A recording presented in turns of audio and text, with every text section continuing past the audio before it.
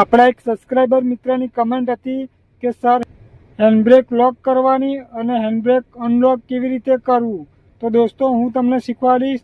તો જો દોસ્તો આ હેન્ડબ્રેક છે, આપણે જ્યારે લોક કરવાનું થાય ત્યારે આપણે એને ડાયરેક્ટ ખેંચવાનું હોય અને અનલોક કરવાનું થાય ત્યારે આ બટન છે એ દબાઈને કરવાનું હોય।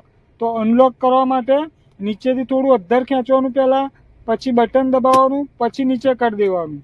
આ અનલોક થઈ ગયું। લોક કરીએ ત્યારે બટન નહીં દબાવવાનું, ત્યારે એને આપણે ખાલી આવી રીતે ડાયરેક્ટ અદ્ધર ખેંચી લેવાનું એટલે લોક થઈ જશે।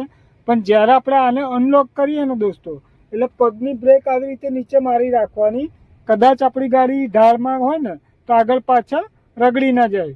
તો દોસ્તો આ મારો વિડીયો તમને પસંદ આવ્યો હોય તો વિડીયોને લાઈક કરો, શેર કરો અને મારી કાર એક ડ્રીમ ચેનલને સબસ્ક્રાઈબ કરી લો અને મારા પેજને ફોલો કરી લો।